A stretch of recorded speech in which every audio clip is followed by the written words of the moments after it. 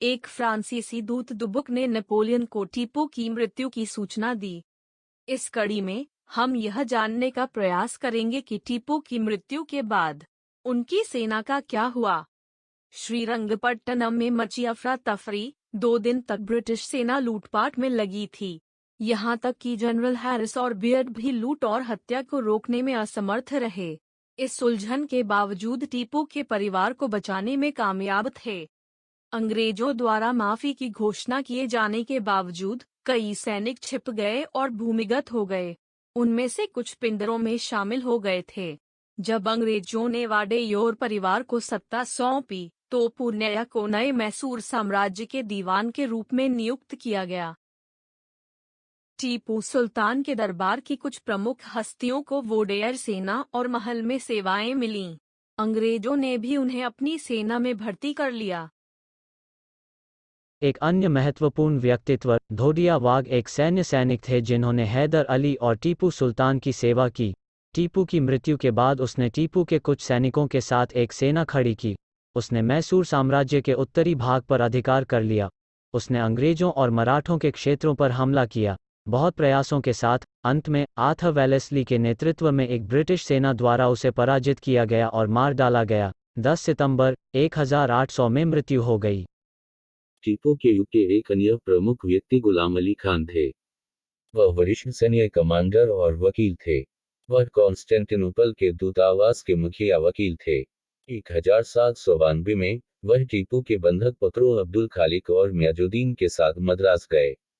टीपू सुल्तान की मृत्यु के बाद गुलाम अली खान 15 साल तक भूमिगत रहे।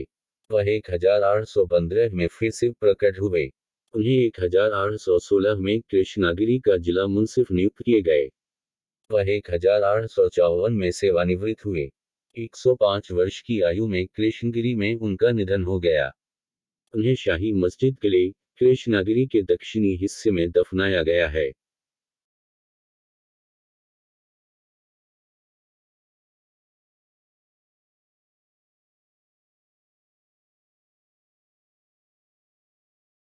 अली रजा खान वरिष्ठ सैन्य कमांडर और वकील थे। वह टीपू के बंधक पुत्रों के साथ मद्रास गए थे। टीपू की हार के बाद वे अंग्रेजों के पेंशनभोगी बन गए।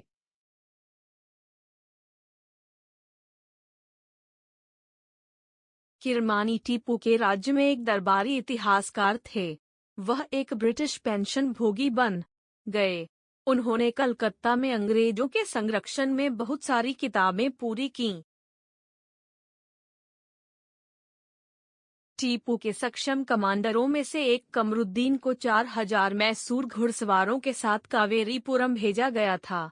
उन्हें जनरल फ्लॉयड को हराने का काम सौंपा गया था, जो सेरिंगपट्टम को राहत सामग्री ले जा रहे थे। टीपू की मृत्यु के समय कमरुद्दीन श्रीरंगपट्टना में नहीं थे। बाद में 7 मई को उन्होंने जनरल हैरिस को आत्मसमर्पण करने की इच्छा भेजी। 14 मई तक कमरुद्दीन, उसके अधिकारियों और सैनिकों ने अंग्रेजों के सामने आत्मसमर्पण कर दिया।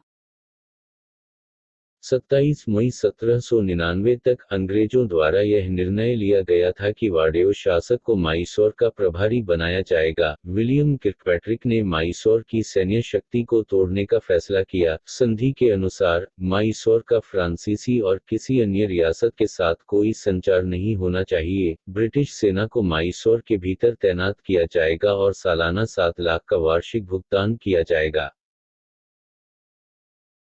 माइसोर लांस बेंगलो में स्थित था, लेकिन यह पुराने नक्शों में दर्ज नहीं है। यह एक अनुमान है कि वे सेंट जॉन चर्च और थॉम्स बेकरी, वर्तमान क्षेत्र के सामने लाइट कवेलरी स्टेशन के पास कहीं भी तैनात हो सकते हैं। माइसोर के घुड़सवारों ने प्रथम विश्व युद्ध के दौरान हाइफा की प्रसिद्ध लड़ाई में सम्मान अर्जित किया। एक स्मारक स्मारिका कहती है कि माइसोर लांसर्स को इस घुड़सवार सेना के अवशेषों से 1999 में बनाया गया था। भारतीय घुड़सवारों को श्रद्धांजलि नई दिल्ली के 3 मूर्ति सकल में और टीवी टावर बेंगलुरु के पास कर्नल देसराज ओज रोड पर एक छोटा स्मारक स्तंभ दिखाई दे रहा है।